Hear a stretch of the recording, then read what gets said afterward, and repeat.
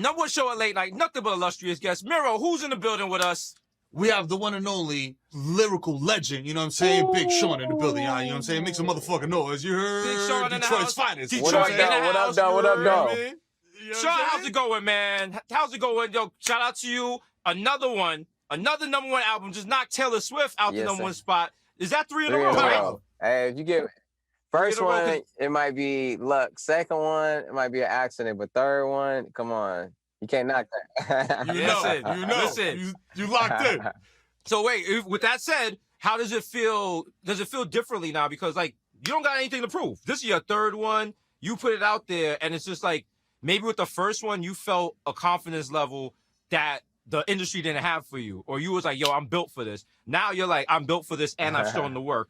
How does that change your work process and even your flow? Honestly, regardless if it went number one or not, I feel like it was such a honest project, and it impacted so many people around me and so many people that were hitting me that it was already number one to me. You feel me? It was already a progression. It was like, you know, because it was projected to not be number one at first, and I wasn't bothered by that. You know, I thought I was like, either way, it's like at least I know I'm doing something in my purpose. Like when I look back on my life, when I'm an old man, and I look back at 2020, how fucked up it was, it's like at least I gave my heart and gave something for people who needed it, you know, to lift them up. Yo, so one of your tracks is the hook is "Working Harder Than My Yeah. Demons," and that's like a theme going through the album. Like the album it's not like enlightened, but at the same time it is. It's like you're kind of like in a, I don't know if I'm getting this wrong. You're like in a Zen place now. You seem you seem like you're in a very good mental space. Speak on that. Yeah, it's just, I mean, honestly, bro, it took a lot to get.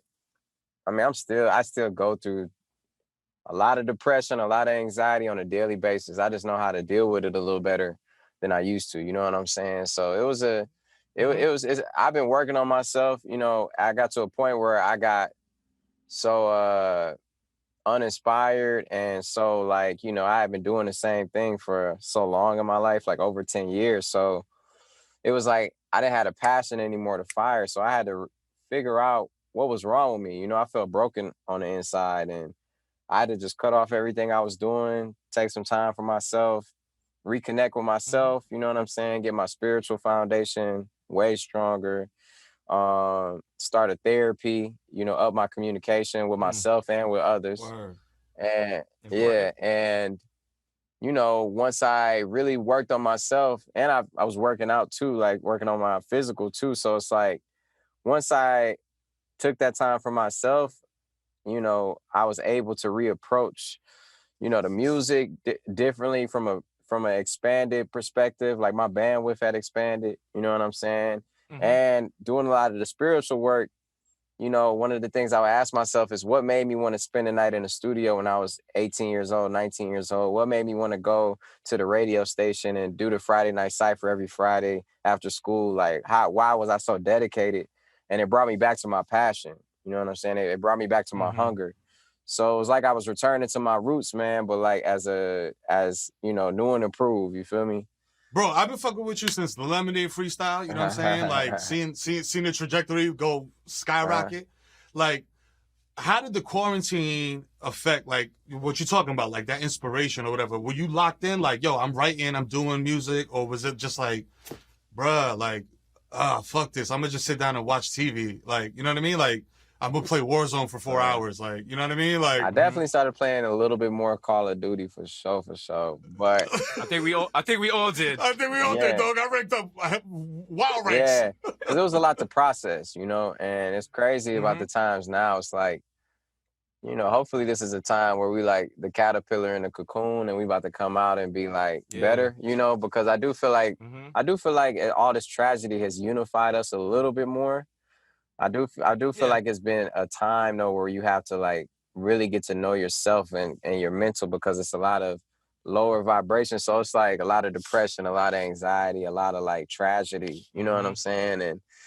But at the same time, those type of things teach you a lot, and you learn to really build yourself up, you know what I mean? And be able to handle it accordingly. You feel me? So you talk about that a lot on the album about vulnerability and just kind of exposing yourself, and it does feel like you are more vulnerable on this album. Was that Was that just who you are now, or was that on purpose, or is that something you felt that hip hop needed, or like what made you kind of peel that shell back and just be just out there like that on this album? Felt like I wasn't really hearing that much of that in hip hop, and I had heard it, you know, growing up. I feel like a lot of my favorite artists were very vulnerable. That was one thing, and I was like, shit.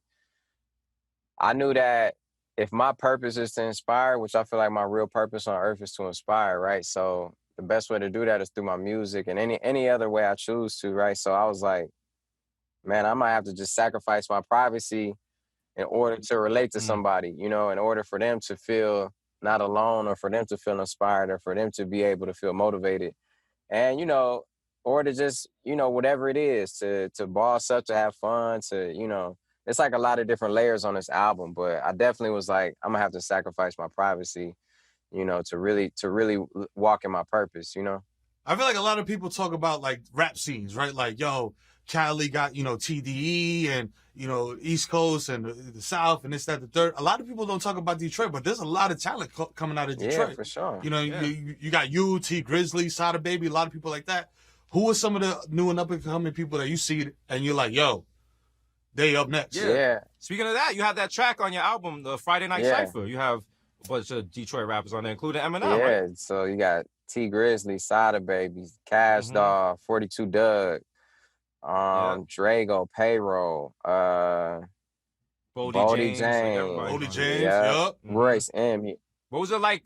What was it like putting that track together? Because I mean, like, I know sometimes rappers don't want to work together, or schedules, or just somebody's like, yo, why is this person on the track and not me? Like, what was like working with that many people? What was that like? Why he got 4 bars and I got 8? What the fuck? You know what I'm saying? Or like... Everything. It was the most difficult track to put together, because there was so many more people on it too. But I was like, damn, I got to make this a listenable experience still. Yes. You know what I mean? It's like, once a song is over 10 fucking minutes, it's like, come on.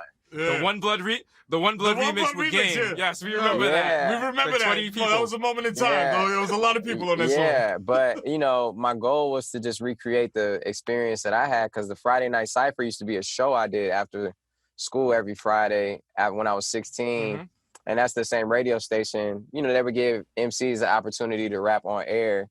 And when I would go in my car, and it would be like a 15-minute delay sometimes, and turn on the radio and hear myself, that was like one of my most fulfilling moments, like being in high school, you know? So I wanted to just recreate that energy, and that was the whole inspiration for the song. And, you know, there's people on that song who've had beef before that, you know? And I had to be like, look, this motherfucker shooting us in the back.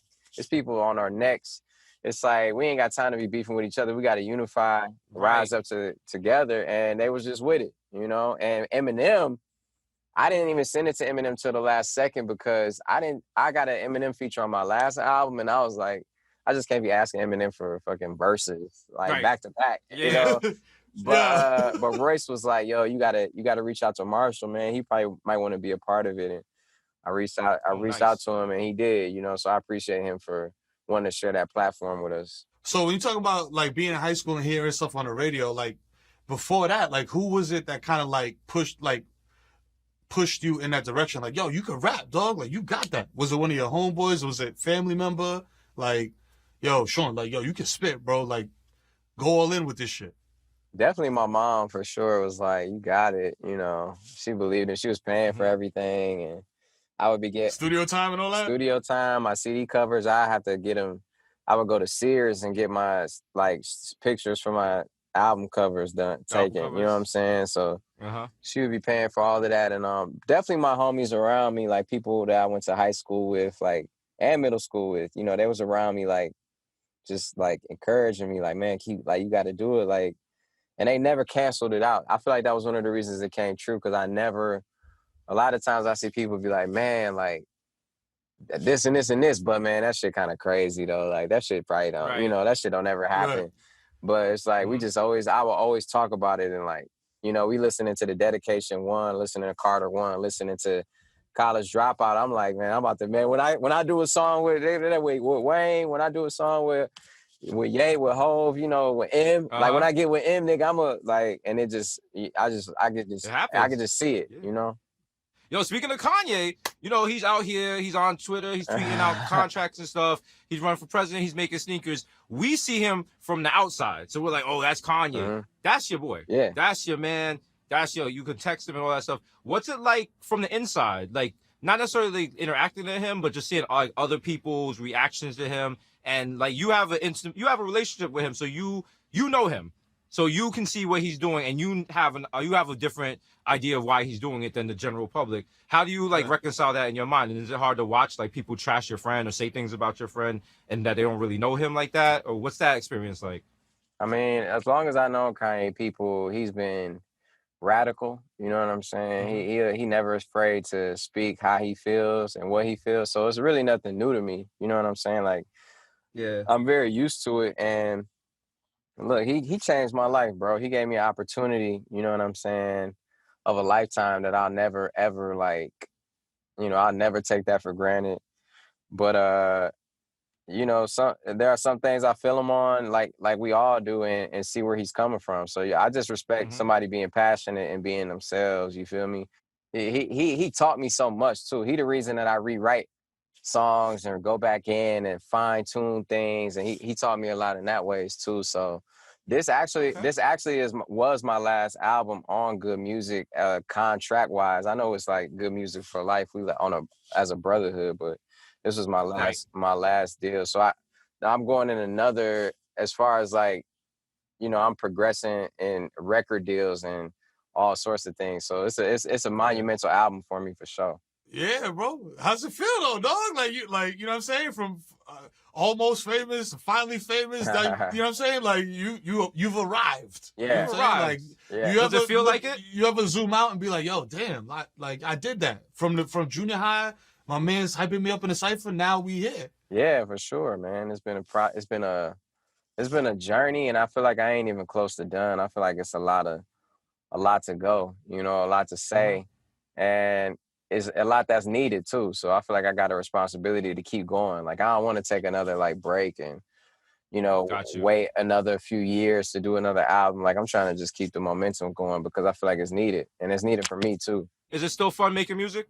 Yeah, it is now for sure. Like, one point it wasn't though. You know, I had to read it. Like I said, I had to rediscover that passion and go back to it and just keep it original. You know, I think one of the things that I wasn't having fun with was like, I was afraid of being judged so much, but it's like people gonna judge you regardless. You know what I mean? So it's like, you can't be afraid to be judged to the point where you're afraid to be you. You just gotta like go in and do what you feel, and that's what makes you an artist. You know what I mean? And people, it's funny how people judge you like they gods, or like, you know, like you're not a human being. Like you're just not trying to do your best. You know, like.